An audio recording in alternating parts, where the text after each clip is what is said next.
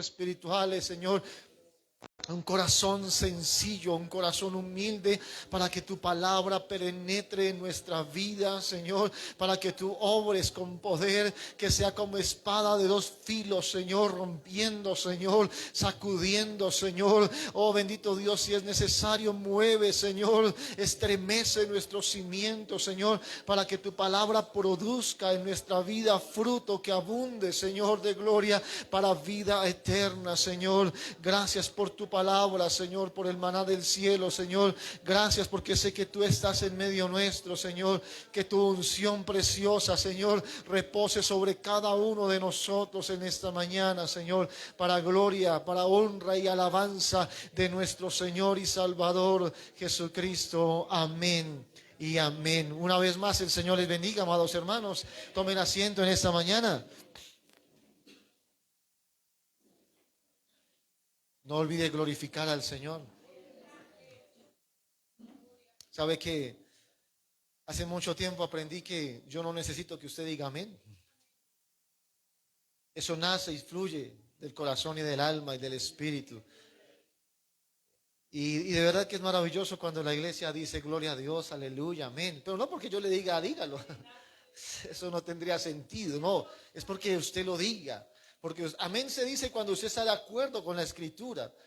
Alaba al Señor cuando usted dice gloria a Dios porque lo que dice es verdad. Y qué maravilloso cuando la iglesia está en ese sentir de poder alabar y glorificar al Señor en medio de la predicación de la palabra. ¿Qué deseamos? Es una pregunta que hago en esa mañana. ¿Qué deseamos en nuestras vidas? Cuando el Señor Jesús habló con sus discípulos y les dijo que les daría todo lo que pidiesen al Padre en su nombre, no estaba hablando de cualquier cosa y no estaba hablando de todas las cosas que a nosotros se nos ocurriera. Cristo estaba hablando de cosas maravillosas y preciosas, pero que se enfocaban en cosas que agradaran su voluntad perfecta. Es más, el mismo Juan, quien escribe el Evangelio en su primera carta, en el capítulo 5, dice que pidamos a Él conforme a su voluntad y que Él oirá nuestra petición, o Él nos oye. Así que cuando hablamos de pedir, tenemos que hablar de muchas, como lo digo en esta mañana, muchas características o muchas requisiciones que el Señor tiene para que nuestra oración sea escuchada y que lo que pidamos pueda ser dado. Una de ellas es la voluntad del Señor. Pero, ¿cómo saber la voluntad del Señor? ¿Cómo saber lo que Dios quiere? Pues sencillamente la Escritura nos deja ver los propósitos y los planes que el Señor tiene para todos y cada uno de nosotros. Por eso cuando Jesús estaba hablando aquella última noche, o aquel último día que estaba con los discípulos, les dijo que todo lo que ellos fuesen a necesitar, Él se los iba a conceder. Todo lo que ellos fuesen a necesitar para el trabajo que deberían hacer, para la labor a la cual estaría encomendándoles, Él iba a estar con ellos para darles aquellas cosas que fuesen necesarias, proveer todo aquello que necesitaban para extender primero el reino de los cielos, para predicar el mensaje del Evangelio, pero también para fundar la iglesia del Señor. Eran los propósitos originales que de una u otra manera no han cambiado mucho. Una de las cosas que nosotros tenemos que tener claro es que el propósito nuestro en esta vida es seguir extendiendo el reino de los cielos, es seguir predicando el Evangelio de Dios a toda criatura. Y para esos propósitos Dios nos ha prometido que nos daría todo lo necesario para hacerlo. Todo lo que necesitásemos para hacer su obra, para hacer ese propósito una realidad. Es más, si quiere vaya un segundito a la primera carta a los Corintios, capítulo 12. Cuando miramos la carta a los Corintios, en el capítulo 12, se nos habla de los dones espirituales. Y se nos habla de aquellas cosas que Dios da a la iglesia con el propósito de edificarnos, con el propósito de ayudarnos mutuamente, con el propósito de cada día ir creciendo en los propósitos de Dios. En el versículo 31 de aquella carta a los Corintios, dice de esta manera: Por lo tanto, voy a leerlo en otra versión. Por lo tanto, ustedes deberían desear encarecidamente los dones que son de más ayuda. Pero ahora déjenme mostrarles una manera de vida que se supera a todas las demás. Y estaba hablando de los dones espirituales que son tan necesarios y que deberían ser parte cotidiana de nuestro deseo en el Señor. En la carta también allí a los Corintios capítulo 14 versículo 1, si quiere yo lo leo, no se preocupe, no lo busque, dice que el amor sea su meta más alta, pero también deberían desear las capacidades especiales o los dones especiales que da el Espíritu, sobre todo la capacidad de profetizar, es decir, de hablar un mensaje de Dios. Cuando miramos esto y la preocupación de Pablo y lo que dice Jesús, empezamos a preguntarnos, ¿qué deseamos nosotros? ¿Qué queremos nosotros? ¿Qué anhelamos nosotros? Venimos a la iglesia durante meses, tal vez años, pero ¿qué hay en nuestro deseo de nuestra alma y corazón? ¿Qué queremos realmente? ¿Cuál es el objetivo de congregarnos? ¿Cuál es el objetivo de ir a la iglesia? ¿Para qué estamos llamados nosotros? Lo decía mi esposa en un momento en la dirección. Nosotros no venimos simplemente a sentarnos en una banca durante toda nuestra vida para escuchar la palabra de Dios.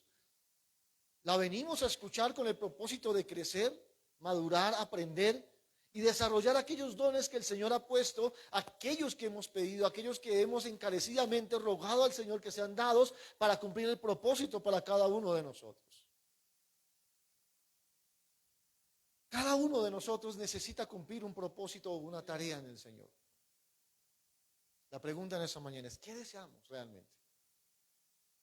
Eso es lo que Dios quiere de nosotros, pero eso es lo que nosotros queremos. Si en esta mañana yo le dijera, oiga, compártanos con sinceridad y honestidad desde el fondo de su corazón, ¿qué desea? ¿Qué diría? ¿Qué diríamos? ¿Realmente en qué está enfocada nuestra vida? ¿Cuáles serían verdaderamente nuestros anhelos y deseos y peticiones al Señor?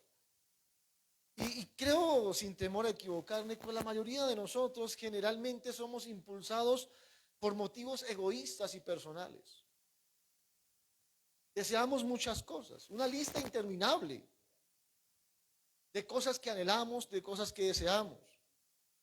Y que de una u otra manera, no le voy a decir que son malos, pero que no deberían estar en el primer lugar. Pero que desafortunadamente hoy ocupan todo nuestro tiempo, ocupan nuestra mente y ocupan nuestro corazón.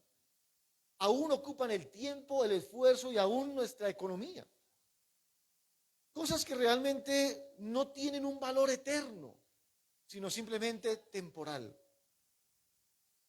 Cuando pensamos realmente en lo que deseamos, nos damos cuenta que poco anhelamos verdaderamente algo de Dios. Pocos deseamos una mayor comprensión de la eternidad de Dios, una comprensión de la palabra de Dios, una revelación más profunda del Señor, que el Señor a través del Espíritu Santo ilumine de tal manera nuestra mente y corazón que podamos encontrar a través de la Escritura esos misterios ocultos que ya han sido revelados, pero que necesitamos encontrarlos en la palabra de Dios. Pocos deseamos o pocos desean encarecidamente rogándole al Señor que coloque dones en nuestras vidas para ejercer aquello a lo cual nos ha llamado a hacer. Pocos lloran o ruegan y claman delante del Señor diciendo, Señor, úsame como un siervo tuyo. Si analizamos verdaderamente nuestros propósitos, proyectos de vida, nada tienen que ver con los propósitos de Dios. Y usted dirá, no, pero yo oro. ¿Y por qué no actúa? Los propósitos de Dios no pueden solo hacerse con la oración. Es parte fundamental. Es la parte inicial, pero deben avanzar a hacer, al ejecutar los planes de Dios. Y cuando hablo de deseos, de anhelos, de sueños, tengo que referirme a algo que en la escritura está y que ayer lo leíamos un momentico, y es cuando nosotros realmente deseamos servir al Señor, hay algo que en nuestra vida cambia y es que nos convertimos en siervos del Señor. Y la palabra siervos o la palabra siervo es esclavo. Y cuando hay una esclavitud o hay un esclavo, por definición no tiene derechos. Por definición no tiene sueños, no tiene planes, no tiene proyectos. Un esclavo no tiene nada, sino solamente obedecer a su amo. ¿Me entiende por qué en la escritura se le llama siervos? ¿Y por qué Pablo mismo se decía, soy siervo de Jesucristo? Porque él entendió que sus deseos habían pasado a otro tramo, a otro punto. Es más, él mismo lo dice de esta manera. Es tan allá que ni siquiera los dejó en un segundo lugar. ¿Sabe qué dice? Todo lo tengo por estiércol. Ya no era él, era Cristo en él. Su vida dependía de él y para él, y su vida solo fue servicio a él. El día en que verdaderamente entendamos que es ser siervos de Jesucristo, ese día entenderemos que no hay deseos, que no hay proyectos, que no hay planes.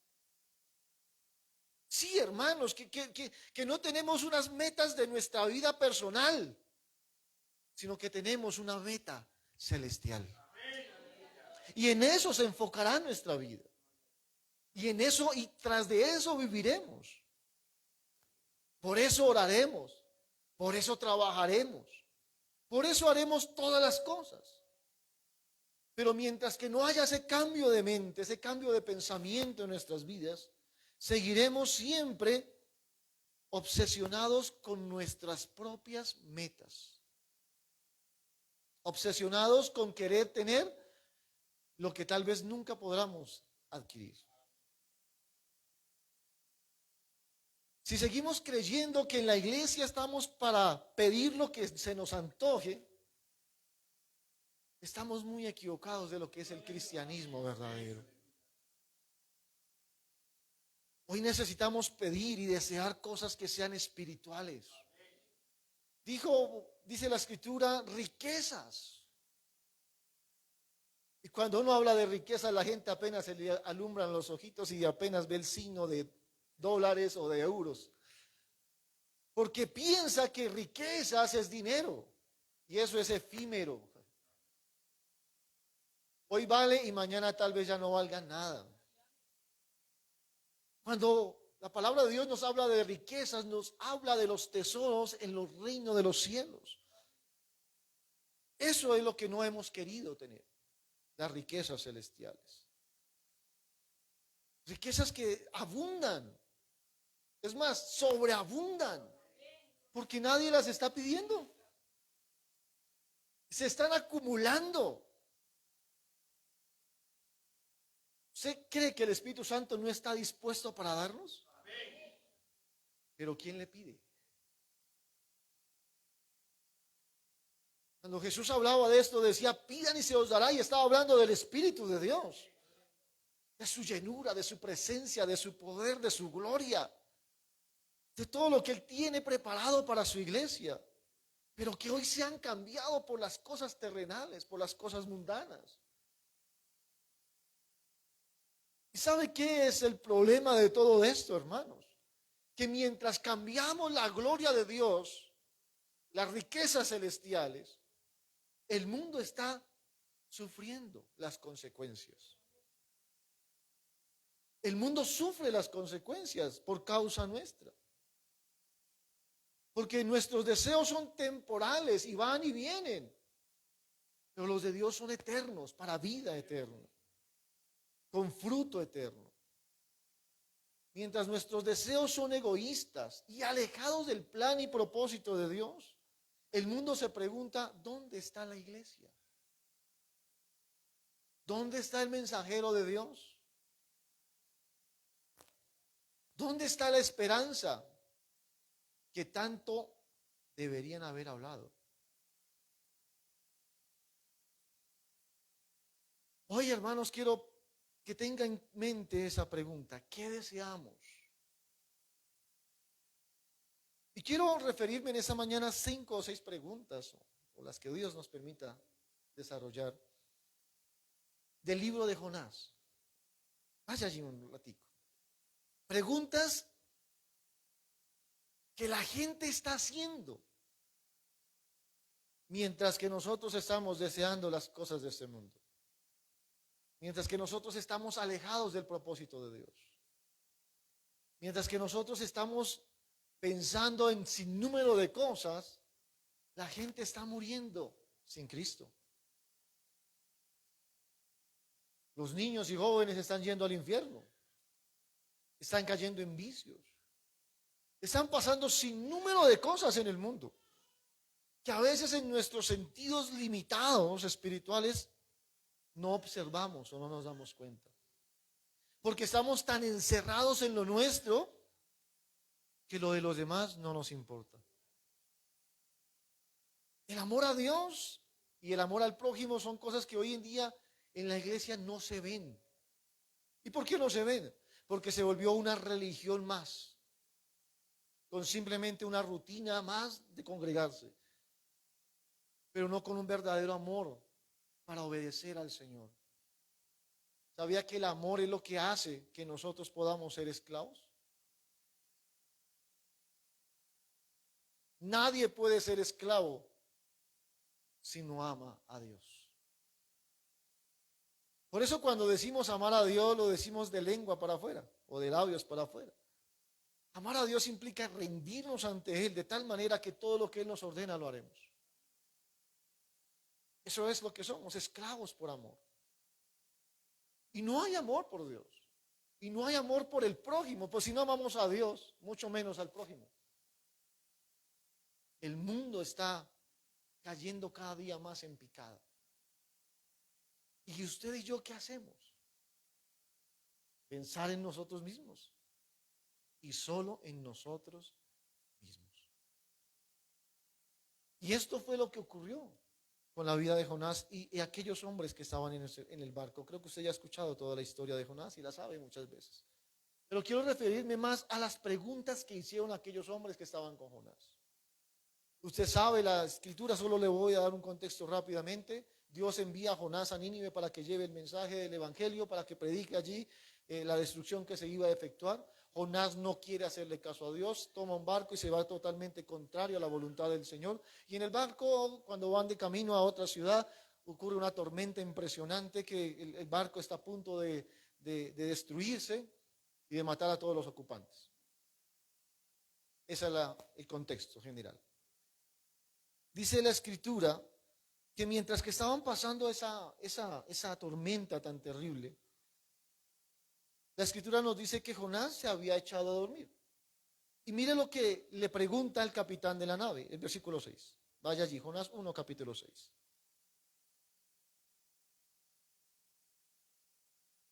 Y el patrón de la nave se acercó a él y le dijo: ¿qué tienes, dormilón? Una versión diferente dice: ¿qué haces durmiendo? Jonás tiene todas las características de un siervo del Señor.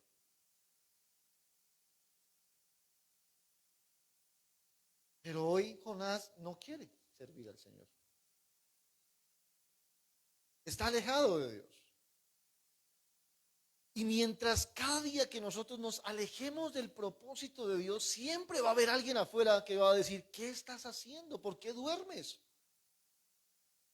¿Sabía que nuestro propósito es que a través nuestro alguien pueda llegar a la salvación eterna? ¿Sabía que a través de su palabra, de lo que usted le hable a alguien, de la predicación del evangelio, del consejo, de la orientación, de la oración, del sinnúmero de cosas que tenemos como herramientas, alguien pueda salvarse, un matrimonio pueda restaurarse, un joven pueda salir de las drogas? ¿Sabía que en nosotros está el poder y la autoridad para que el mundo cambie? pero solo si nos rendimos al Señor. Y a veces en nuestras vidas pasa exactamente, quiero que usted tome en cuenta esas preguntas que le hacen esos hombres o ese hombre, el capitán y los marineros a Jonás, y que usted se ponga en los zapatos de Jonás en esta mañana. Y escuche las preguntas que tal vez nos está haciendo el mundo y que usted tal vez no las entiende o no las ha escuchado. Y una de ellas es, ¿qué hacemos durmiendo? Y cuando hablamos de dormir, no hablamos que estemos durmiendo físicamente, sino espiritualmente. ¿Sabía que hoy hay una iglesia perezosa para las cosas de Dios? ¿Sabía que para este tiempo, hermano, es increíble ver cómo la iglesia le da pereza ir a un culto? ¿Le da pereza hacer un ayuno? Dice, no, pero aguantar hambre un día o 2 días. ¿Y eso que es un día o dos?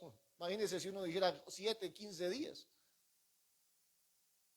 Cansancio para hacer cualquier actividad que se trate de la obra del Señor.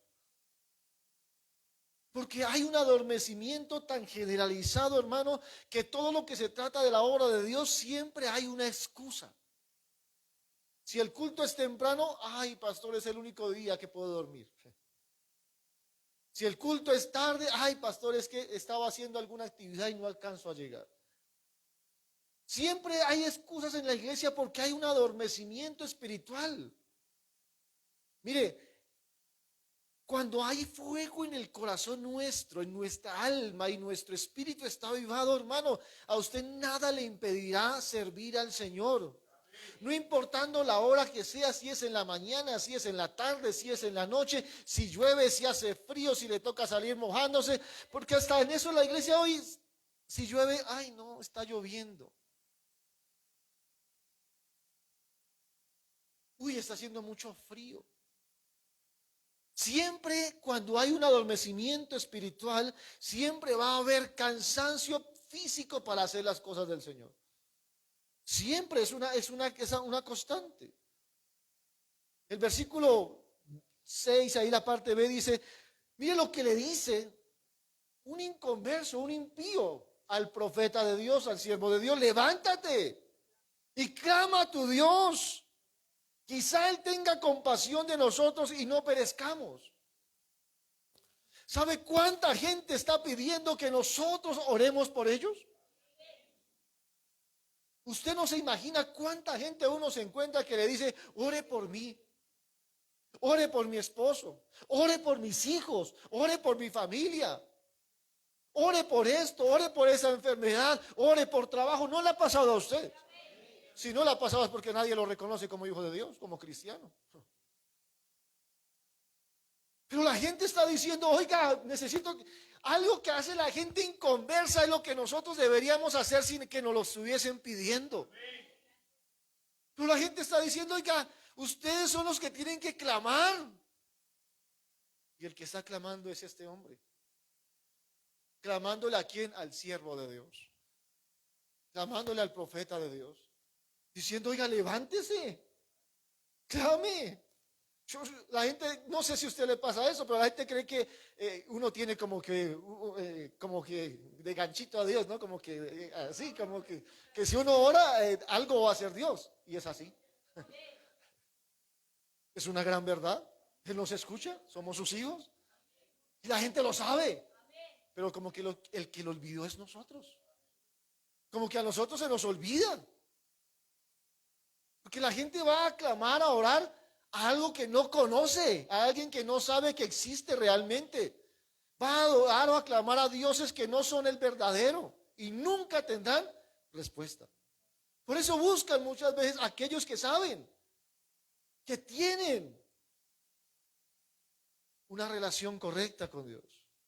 ¿Sabe qué dice este capitán? Oiga, quizá ese Dios que usted tiene, tenga compasión, se apiade, tenga misericordia. Mire, este conocía tanto a Dios que sabía lo que ese Dios podía hacer aún sin conocerlo. Decía, quizá se compadezca, quizá tenga misericordia. Y tal vez no perezcamos. Si nosotros tuviésemos ese ímpetu, le aseguro, hermano, que mucha gente sería más salva. Que mucha gente más estaría en los caminos del Señor. Si en nuestras oraciones no existiera siempre el mismo egoísmo de todos los días. Si en nuestras oraciones estuviera la gente necesitada realmente.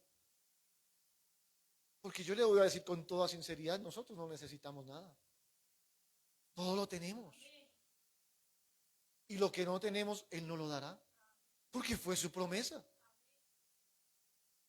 Yo sé, dijo el Señor, de qué necesidad o qué tenéis de necesidades.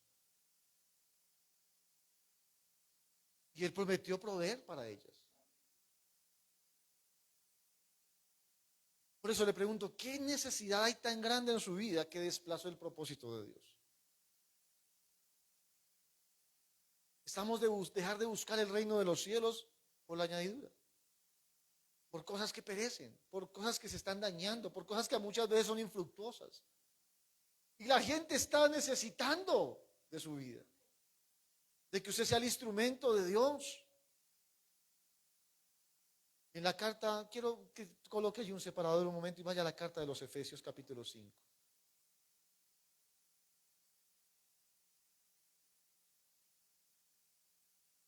Efesios capítulo 5, desde el versículo 14 dice de esta manera, por lo cual dice, despiértate tú que duermes y levántate de los muertos y te alumbrará Cristo.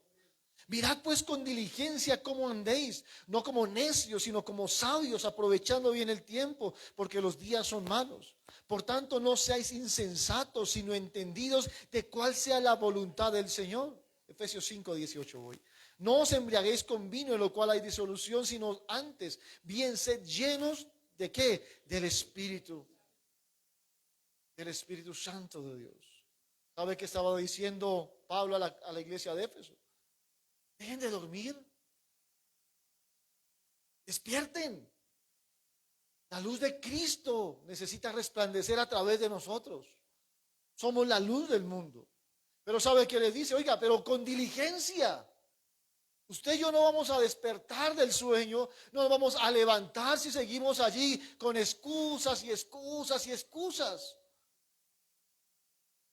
Él dice, con diligencia, levantémonos, tomemos la decisión de decir, vamos a levantarnos en el nombre del Señor. Dice, no sean necios, no sigamos en la misma testarudez, en el mismo orgullo, en la misma arrogancia, seguimos siendo los mismos y pasan los meses, pasan los años y seguimos siendo iguales. Eso se llama ser necios, no entendiendo para qué el Señor nos ha llamado. ¿Sabe qué dice? Sean diligentes, sean sabios, sean entendidos de la voluntad del Señor, porque el tiempo es malo, los días son malos, cada día es peor. Dice, por tanto, no seáis insensatos, sino entendidos de cuál es la voluntad de Dios. La voluntad del Señor la que debemos conocer de tal manera que ella sea la que alumbre el camino diario de nuestra vida. Y dice, luego dice, oiga, sean llenos del Espíritu de Dios, sean llenos del Espíritu Santo de Dios. Ese debería ser nuestro deseo diario. Nuestro deseo constante, la presencia del Señor en nuestras vidas, para que estemos despiertos a las necesidades espirituales de la gente, de aquellos que están muriendo, que están pereciendo, aquellos que están flaqueando, cayendo cada día. Miren, no es de ignorar que Satanás ha ganado innumerable terreno, aún dentro de la misma iglesia. Y eso es por causa de que nosotros no hemos hecho lo que teníamos que hacer y lo que tenemos y lo que tendremos que hacer. Hacer la voluntad del Señor. ¿Sabe qué hace otra pregunta allí más adelante en el versículo 7? La parte B dijeron cada uno a su compañero, venid y echemos suertes para que sepamos por causa de quién nos ha venido este mal. Y echaron suertes y la suerte cayó sobre Jonás. Versículo 8. Entonces le dijeron ellos, decláranos ahora por qué nos ha venido este mal. Sabía que la tormenta que vino sobre aquella embarcación era el juicio sobre Jonás, no sobre los pecadores, porque los que acompañaban a Jonás eran pecadores, eran paganos, tenían otros dioses. El juicio no era sobre esos marineros, no era sobre ese capitán, el juicio venía a Jonás. ¿Y sabe quién es la pregunta? La pregunta no era ¿qué Dios va a hacer con los pecadores? ¿Qué va a hacer Dios con nosotros? No sé si me hice entender. La pregunta en esta mañana no es qué va a hacer Dios con los pecadores. Igual eso ya lo sabemos por la escritura. La pregunta es ¿qué va a hacer Dios con nosotros? ¿Sabe qué dicen ellos? Oiga, ¿por causa de quién nos ha venido este mal? Ellos se preguntaban, bueno, ¿y por qué está sucediendo esto? ¿Usted no cree que la gente se está preguntando el por qué el mundo está tan mal? ¿Usted no cree por qué la gente se está preguntando por qué los hijos son así hoy? ¿Por qué los hijos en los colegios hoy están buscando tener relaciones antes de tiempo?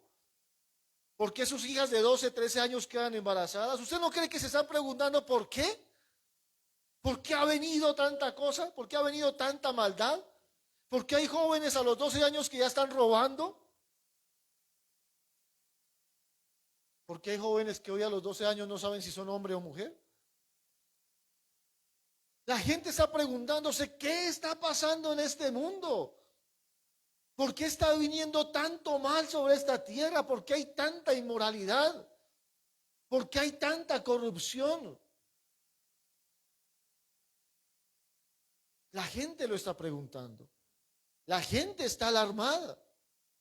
La gente pregunta por qué pasan tantas cosas malas. ¿Por qué matan a una persona por robarle un celular, una bicicleta? El mundo está cada día peor, peor y peor. Y en parte es porque la iglesia ha sido ineficaz en su propósito. Ha sido ineficaz en el llamado que Dios nos ha hecho a cada uno de nosotros. Mire, Pablo le dijo a Timoteo en la primera carta, si no estoy mal, le dijo que teníamos que orar por los gobernantes, ¿se acuerdan? ¿Pero para qué? Para que nosotros pudiéramos vivir en paz, para que pudiéramos vivir reposadamente. O sea, parte del propósito de Dios en la iglesia es que nosotros tuviésemos una oración tan fuerte al Señor, unida al Señor, que nuestros gobernantes fueran la voluntad de Dios y no la voluntad permisiva, sino la voluntad perfecta de Dios. Pero ¿sabe qué es lo que pasa hoy? Que nuestros gobernantes son una lesbiana y un guerrillero. Y uno dice, no, esa es la voluntad de Dios. No es la voluntad de Dios. Es porque la iglesia no hizo lo que debería hacer y no está haciendo lo que debería hacer. Porque la iglesia está preocupada por sus propios proyectos, que deja de obedecer la escritura. ¿Sabía que el mejor o la mejor arma que tiene la iglesia es la oración? Y la oración es lo que menos se ve en la iglesia hoy.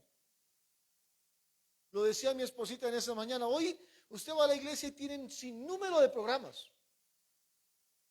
Pero ¿cuántos son espirituales?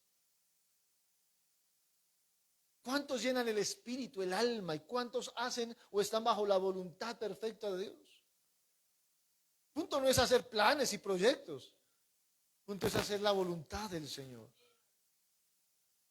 La gente está muriendo, el mundo se está acabando, unos a otros en iras, contienda, la gente pelea por todo, es intolerante y la iglesia se está convirtiendo en exactamente lo mismo.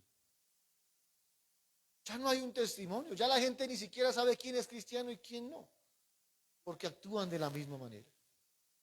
Pero ¿sabe qué le sigue preguntando el capitán en el versículo 8? ¿Qué oficio tienes? ¿De dónde vienes? ¿Cuál es tu tierra? ¿Y de dónde, qué pueblo eres? Y es interesante ver esto porque no reconocían quién era Jonás.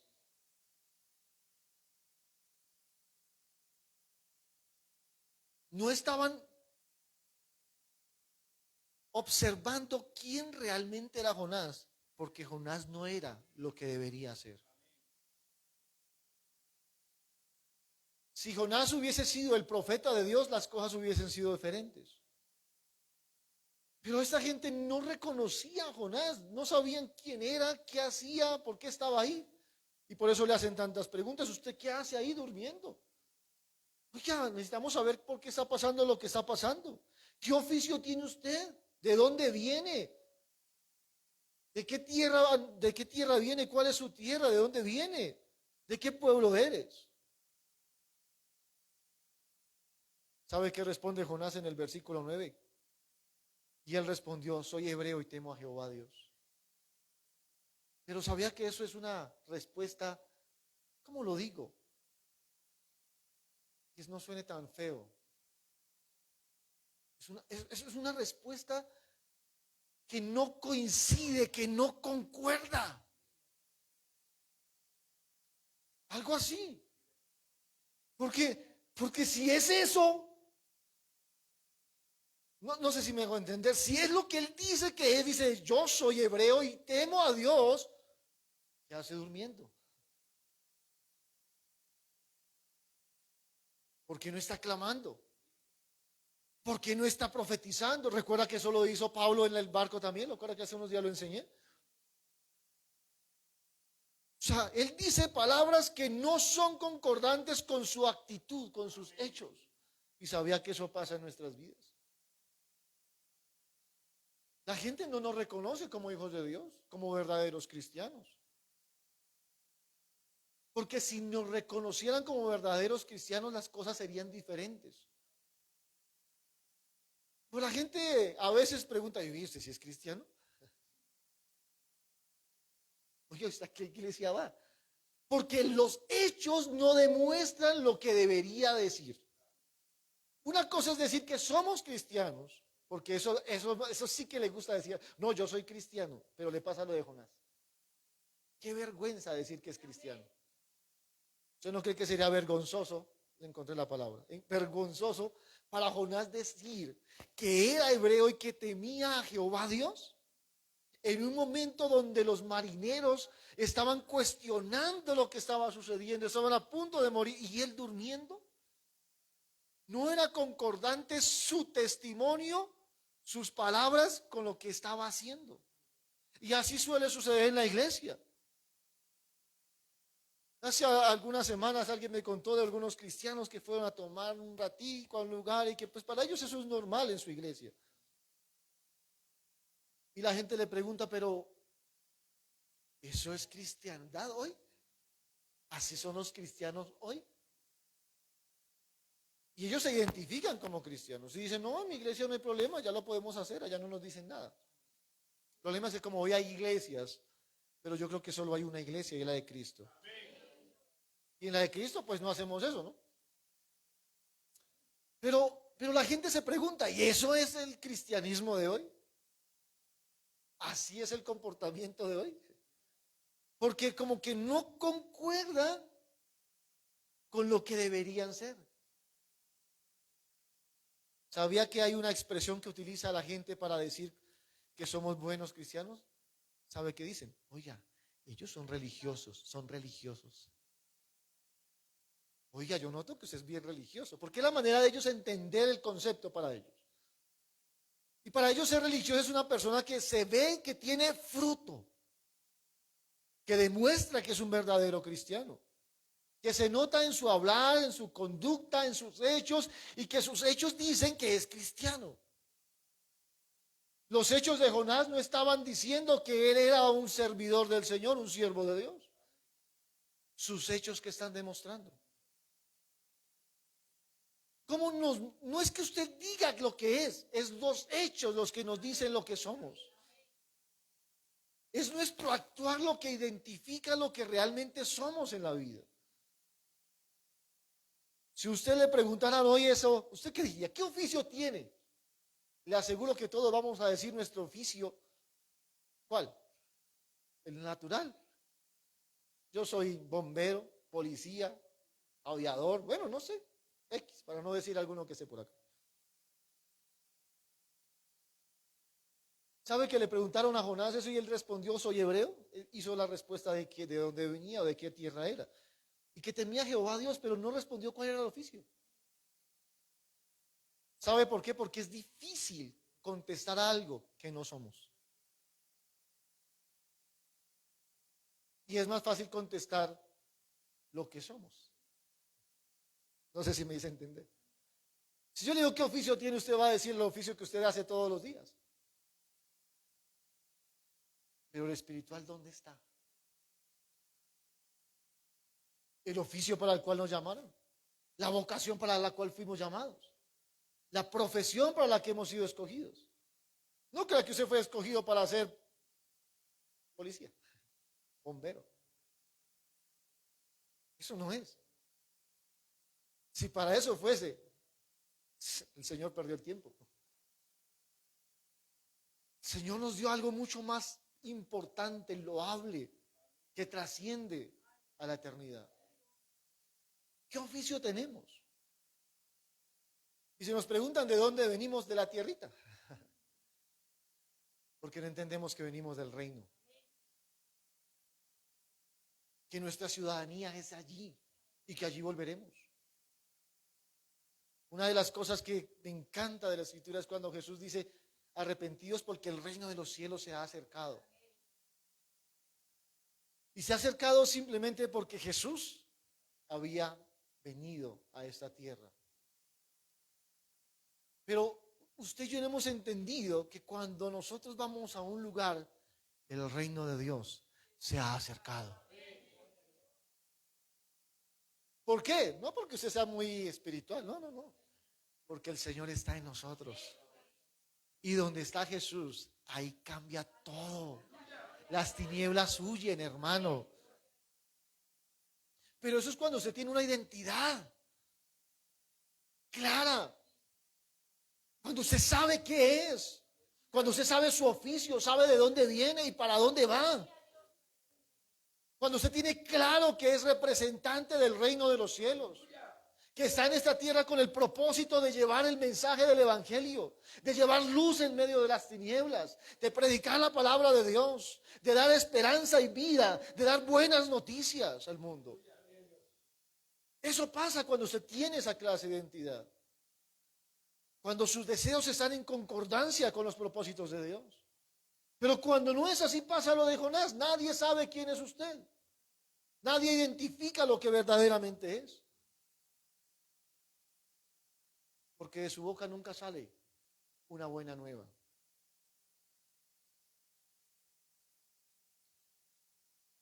Nosotros tenemos, hermanos, la presencia de Dios. Y esa presencia va a estar de una manera clara o difusa dependiendo de nuestros deseos y de nuestros propósitos. Quiero avanzar un poquito. Versículo 10. Y aquellos hombres temieron sobremanera y le dijeron, ¿por qué has hecho esto?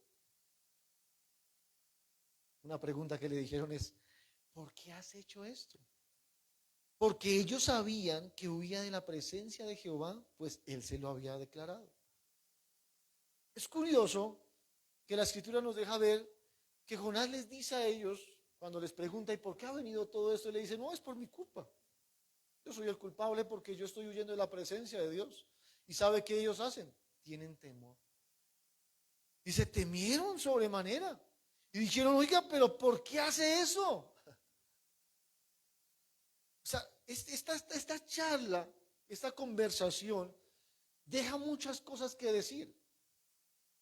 ¿Cómo es posible que los que no saben, que los que son incrédulos, que no conocen a Dios, le pregunten al siervo de Dios, ¿por qué está huyendo de la presencia de Dios?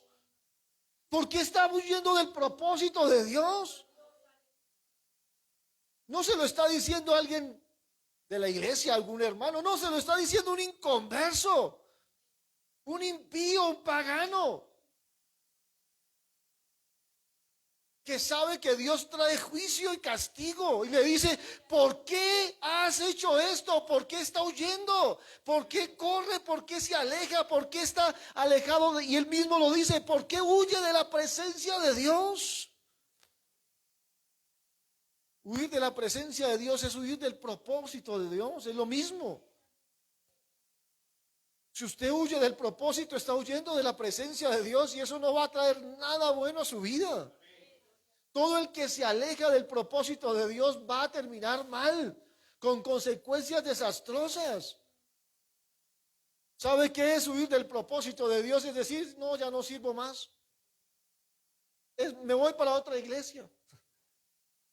No, ya no vuelvo a hacer esto, ya no vuelvo a orar más, eso es huir del propósito de Dios, eso es huir de la presencia de Dios. Usted no sabe cuánto el Espíritu Santo ha depositado en usted para hacer una obra perfecta y gloriosa. Por eso cuando Pablo habla de eso, dice que en nosotros, en vasijas de barro, ha sido colocado el poder, la excelencia de la gloria de Dios. En usted y yo hay un potencial impresionante de Dios. Y cuando hablamos del poder, hablamos de una palabra que es dunamis, no sé si la ha escuchado alguna vez. De esa misma palabra, de todo ese, viene la palabra dinamita. Por eso es la palabra utilizada. ¿Y sabe qué hace la dinamita? Ese es el poder que está en nosotros. Pero cuando sus deseos son egoístas, ese poder se queda ahí quieto, sin hacer nada. Es como la dinamita, si no se le enciende la mecha, no sirve para nada. Y sabe que en algún tiempo va a perder sus propiedades.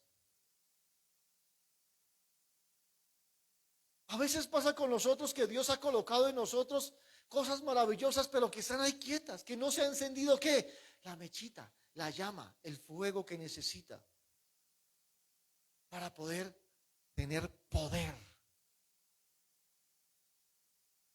Porque muchos están huyendo de la presencia de Dios. Porque hay propósitos que se pusieron por encima de los planes perfectos del Señor. Realmente, si usted en esta mañana pensara un poquito y analizara su vida, ¿qué proyectó para este año? Y se dará cuenta que hay pocas cosas que realmente valen la pena, hablándolo en el Señor. Y yo no me refiero que me puse este año el propósito de a ver si leo la Biblia. No, hermanos, eso ya debería haberlo hecho esos años. Me propuse este año a ver si oro 10 minutos. No, hermano, yo no me refiero a eso. Yo no me refiero y no estoy hablando con niños espirituales. Voy este año a proyectarme a ver si voy a los domingos a culto. No, hermano. Si usted está todavía en eso, usted, hermano, no ha entendido qué es el Evangelio. No ha entendido qué es ser cristiano. Yo me refiero a propósitos, a planes, a proyectos que lo culminen en una tarea que verdaderamente sea eficaz en la obra del Señor. Una preparación que lo lleve a un propósito grande en el Señor. Yo me refiero a propósitos que verdaderamente necesiten esfuerzo, disciplina, diligencia, responsabilidad.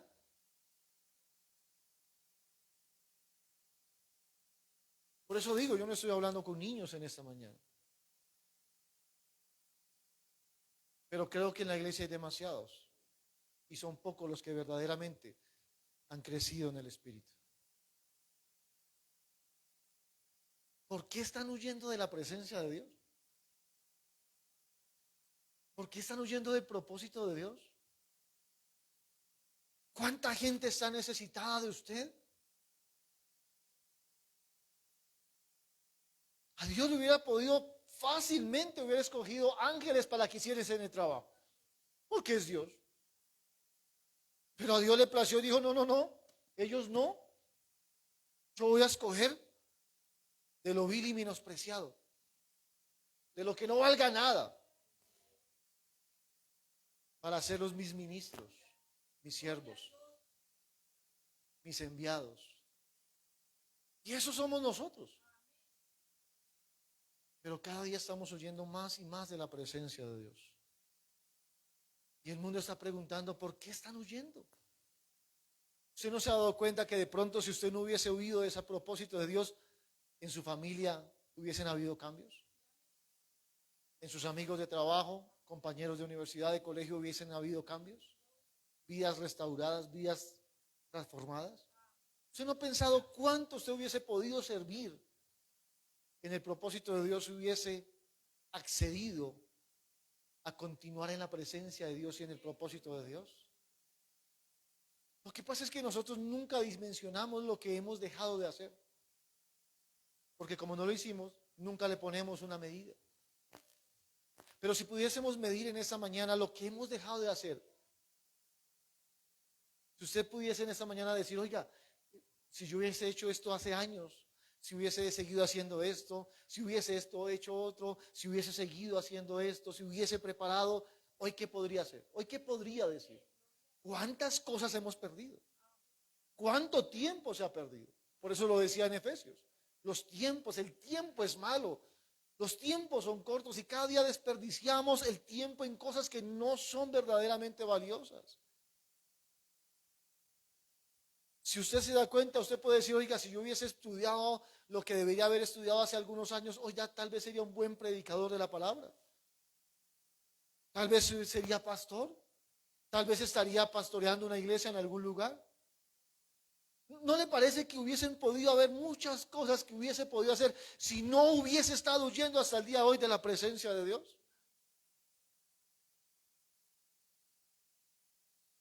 Y muchas veces se huye de la presencia de Dios por darle gusto a los apetitos carnales y mundanos. Es fácil reemplazar las cosas de Dios por lo carnal. Esta mañana, no sé si fue esta mañana o noche, leía y decía en una frase, me pareció muy diciente. Si vas a orar y te da sueño, si vas a leer la palabra y te da pereza, es que el diablo te tiene cogido.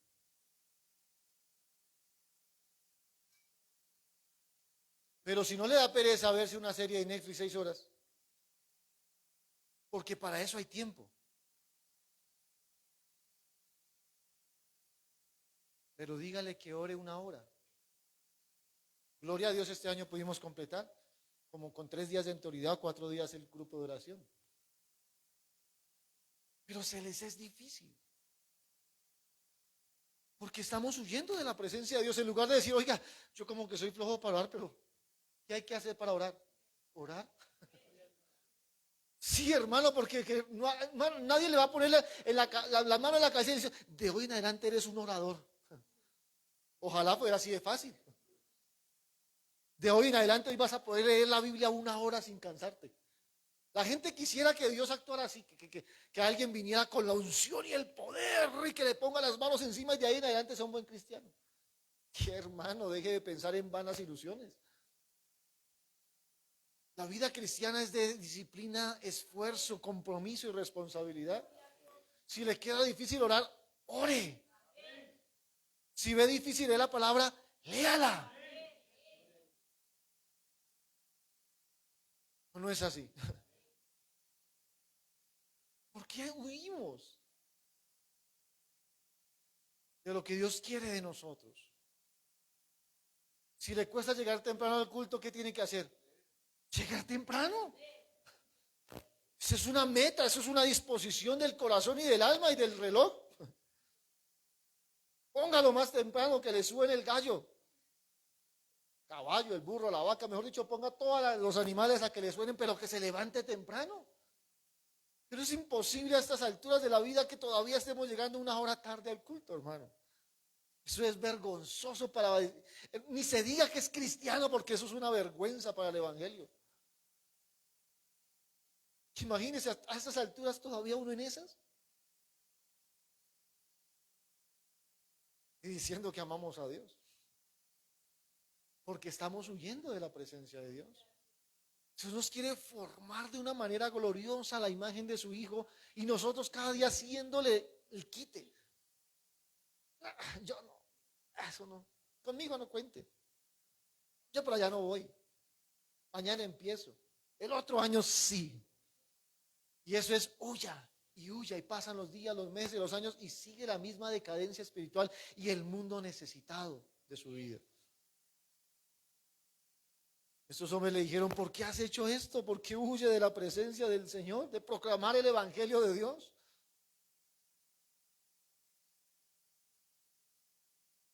Versículo 11. Y le dijeron: ¿qué haremos contigo para que el mar se nos aquiete?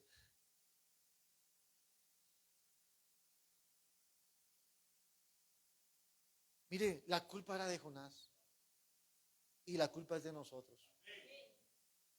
¿Sabía que el mar representa a las naciones? El mundo corrompido, el mundo dañado.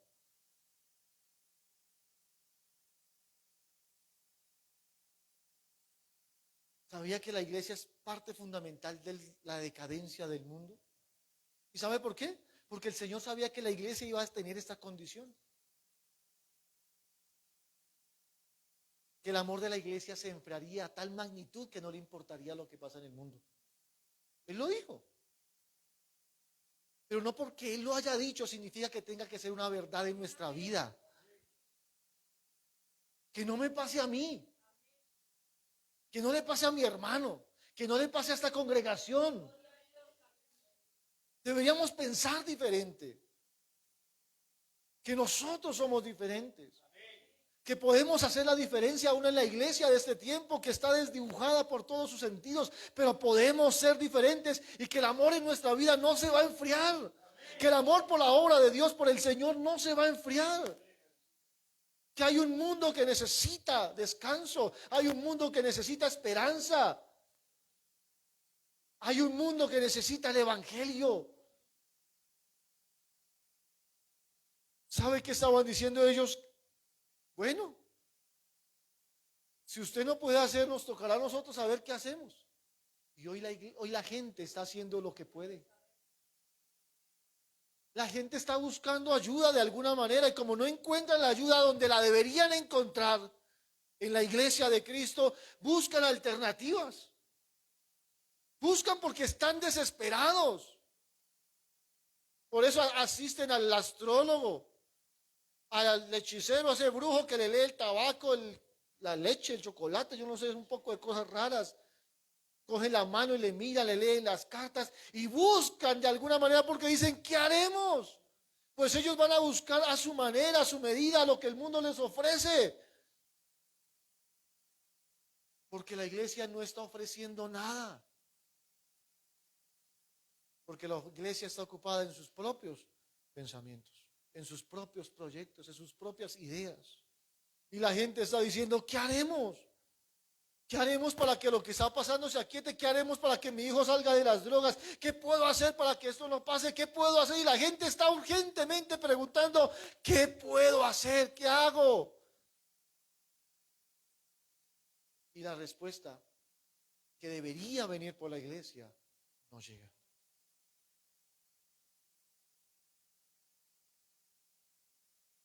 Si uno se pudiera preguntar en esta hora, ¿esa no sería la misma pregunta del Señor? ¿Qué haremos con la iglesia? ¿Qué hago con estos siervos que he llamado hace tanto tiempo? ¿Qué hago que no hacen caso?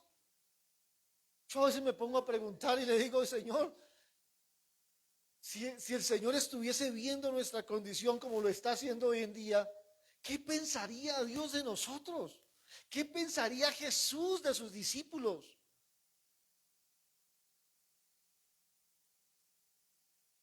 Piense un segundito.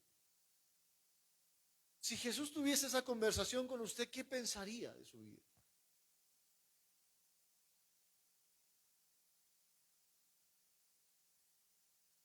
¿Será que Jesús también está interesado en que nosotros nos despertemos? Y a veces uno, escúcheme lo que le voy a decir, a veces uno espera que Jesús actúe de una manera sobrenatural. La gente a veces espera: bueno, que Dios venga y me hable y que me, no sé, que se ponga la luna verde. Que Dios venga en la noche y me despierte y que yo vea el resplandor de su gloria. Porque a veces escucho, hermanos, pensar que esa es la manera que Dios tiene para actuar. Que venga el Señor y con una señal del cielo me diga lo que debo hacer. Y eso es una ignorancia. ¿Sabe qué dice el Señor? Ya les di la palabra. Ya les di el mensaje. No solo escrito, predicado. ¿Qué está haciendo hoy el Señor Jesús? Nos está diciendo. A través de esa vasija de barro nos está diciendo que dejemos de dormir, que dejemos de poner nuestros proyectos por encima de la obra del Señor y de los propósitos eternos de Dios. Que entendamos que hemos sido llamados para algo más grande y poderoso que simplemente vivir en esta tierra como lo estamos haciendo hasta el día de hoy.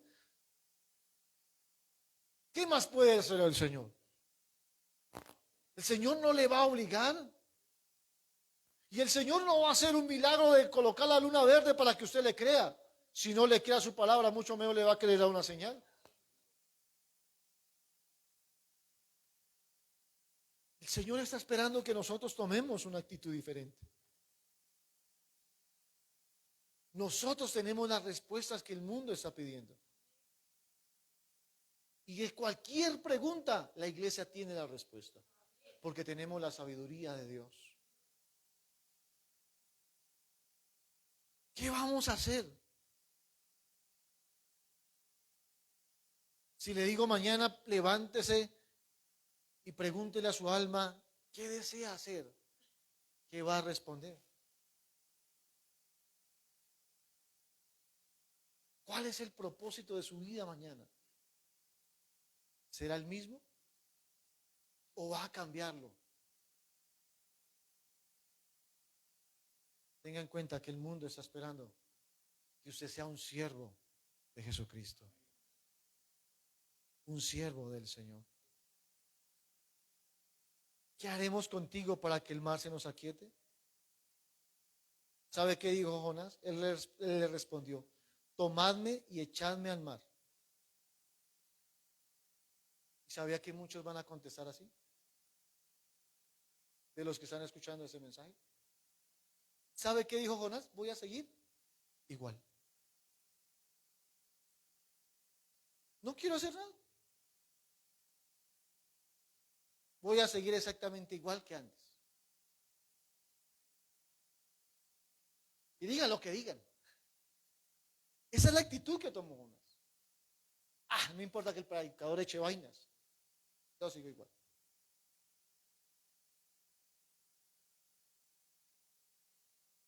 Esa fue la actitud de Jonás. ¿Esa será la suya también? ¿Esa será la suya también? Pues si esa es la suya también, tenga cuidado de que no lo traiga un pez. Tenga cuidado de estar enfrentándose al Señor. Mire, el Señor es muy, pero muy paciente. Lleno de misericordia y bondad y gracia. Pero tenga cuidado, porque a veces el Señor manda un pescadito por allí. Para que tenga que hacer algo en su vida. Qué bueno cuando es a las buenas, ¿cierto? Qué bueno es cuando lo hacemos porque amamos al Señor y deseamos servirle. No porque llegó una enfermedad, no porque llegó una escasez, no porque llegó una muerte. Tenga cuidado de que Dios no tenga que usar extremos para que entendamos para qué hemos sido llamados en la obra del Señor. Padre, te damos gracias en esta mañana por tu presencia, Señor. Gracias te damos por tu palabra. Gracias te damos, Señor, porque en ti, Señor, podemos encontrar, Señor, aliento, vida, pero también, Señor, el consejo que necesitamos cada día, Señor. Padre, te pedimos en esta mañana, Señor, que tu palabra, Señor, que ha sido predicada, Señor, penetre en nuestras vidas, nuestros corazones, Señor. Que sea como lo dice ella misma, que sea una espada de dos filos, Señor. Que sea cortando todo aquello, prejuicios, pensamientos, Señor, de gloria, argumentos, Aún, Señor de gloria, toda obra de las tinieblas, de la carnalidad, del mundo, Señor. Todo lo que, Señor, está deteniendo, Señor. Todo lo que los aprisiona, Señor. Todo aquello que quiere quitar de nuestra vida el propósito poderoso y maravilloso del Señor en nuestras vidas, Señor. Padre, te pido en esta hora, Señor, que si hay, Señor, en esta mañana, Señor, oposición de las tinieblas en los corazones, Señor, un doble, Señor, pensamiento, Señor, una disyuntiva, Señor de gloria, de no saber qué hacer, que en esta mañana tomes tú el control de la mente, pero también del corazón, del alma, pero también del espíritu, Señor. Que seas tú guiándonos con tu poder, que seas tú dirigiéndonos, Señor, con tu palabra, Señor. Que seas tú, Señor Espíritu Santo, quien nos guía a cumplir el propósito para el cual hemos sido llamados, Señor. Que dejemos atrás a un lado, Señor, el egoísmo, Señor. Que dejemos atrás, Señor, de gloria nuestras propias, Señor, pensamientos, nuestros propios proyectos y pensemos en los tuyos, en lo que tú quieres hacer, Señor. Padre, te doy gracias en esta mañana por tu palabra, Señor. Ayúdame, Señor, cada día a predicarla, Señor, a enseñarla, Señor, para gloria y honra de tu nombre. Pero también, Señor, que los que escuchan, Señor, sepan y entiendan, Señor, que es tú. Es tu providencia, Señor, la que está alimentando en esta mañana los corazones, Señor. En el nombre de Cristo Jesús. Amén y amén.